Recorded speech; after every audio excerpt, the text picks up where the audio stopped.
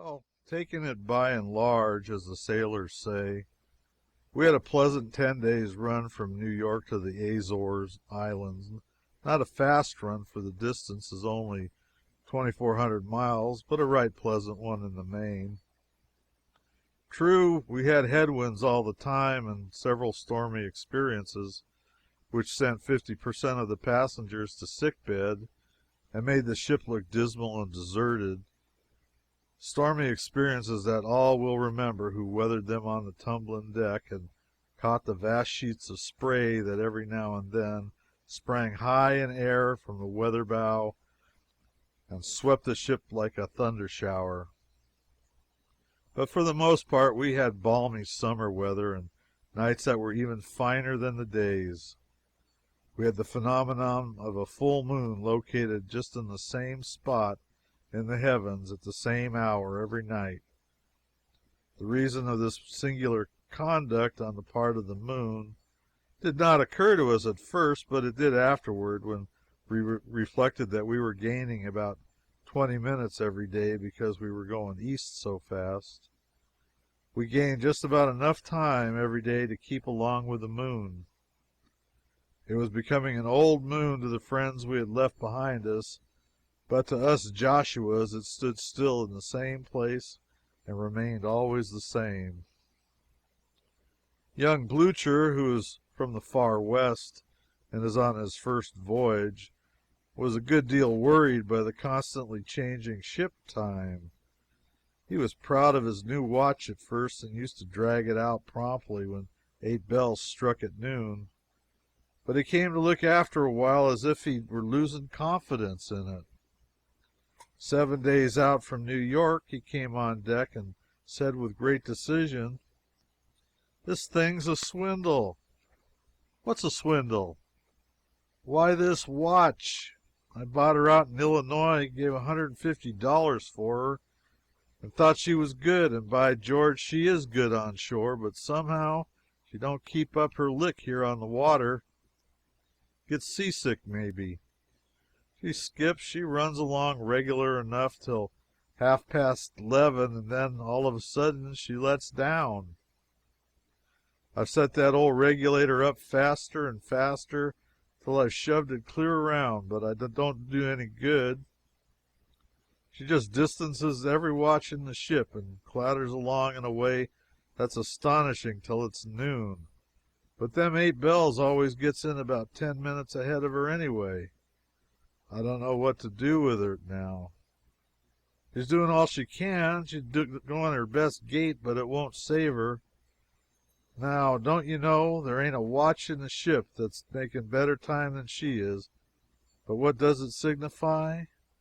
When you hear them 8 bells, you'll find her just 10 minutes short of her score, sure."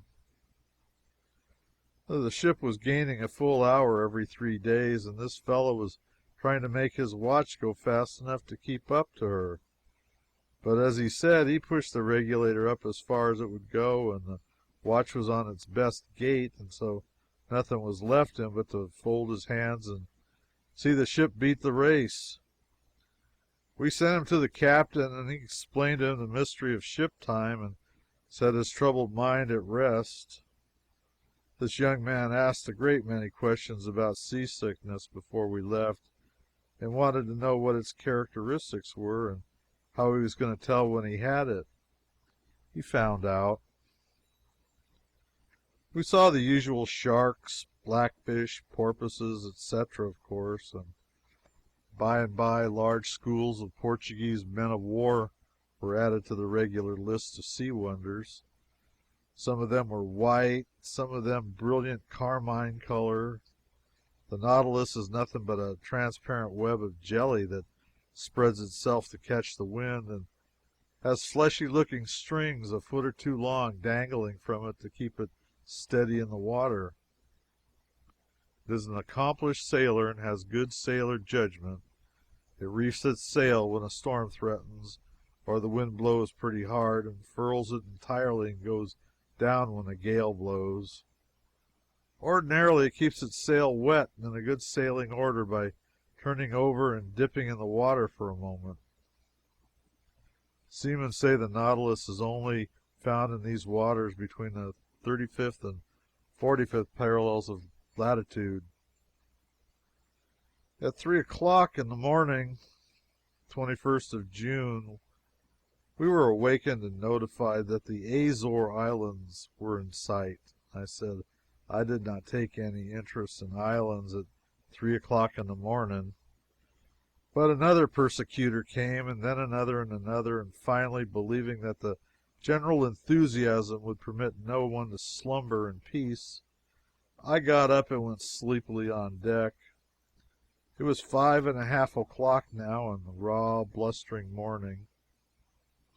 The passengers were huddled about the smokestacks and fortified behind ventilators, and all were wrapped in wintry costumes and looking sleepy and unhappy in the pitiless gale and the drenching spray.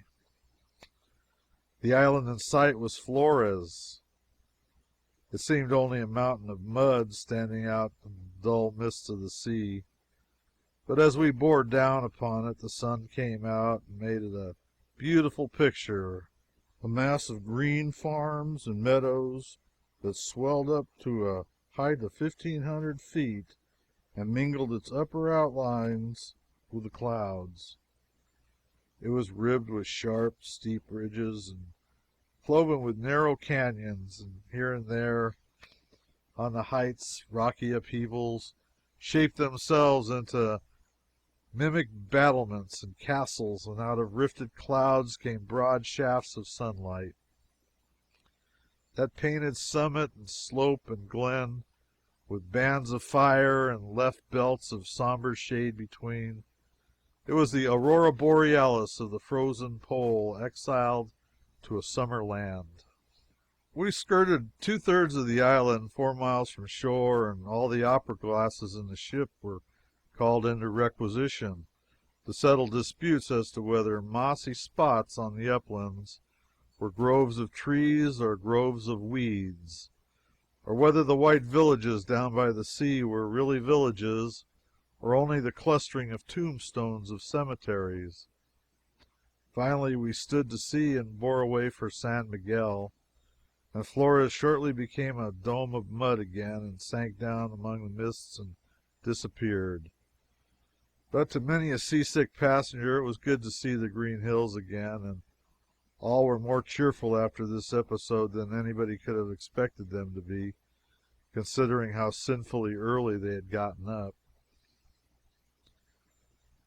But we had to change our purpose about San Miguel, for a storm came up about noon that so tossed and pitched the vessel that common sense dictated a run for shelter. Therefore we steered for the nearest island of the group, Fayal. People there pronounce it Fayal, and put the accent on the first syllable. We anchored in the open roadstead of Horta, half a mile from the shore. The town was 8,000 to 10,000 inhabitants. Its snow-white houses nestled cozily in a sea of fresh green vegetation, and no village could look prettier or more attractive. It sits in the lap of an amphitheater of hills which are 300 to 700 feet high, and carefully cultivated clear to their summits, not a foot of soil left idle. Every farm and every acre is cut up into little square enclosures of stone walls whose duty is to protect the growing products from the destructive gales that blow there. These hundreds of green squares, marked by their block lava walls, make the hills look like vast checkerboards. The islands belong to Portugal, and everything in Fayal has Portuguese characteristics about it. But more of that anon. A swarm of swarthy, noisy, lying, shoulder-shrugging, gesticulating Portuguese boatmen with brass rings in their ears and fraud in their heart climbed the ship's sides, and various parties of us contracted with them to take us ashore at so much a head, silver coin of any country. We landed under the walls of a little fort, armed with batteries of 12 and 32 pounders. which Horta considered a most formidable institution. But if it were ever to get after it with one of their turreted monitors, they would have to go move it out to the country if they wanted it where they could go and find it again when they needed it.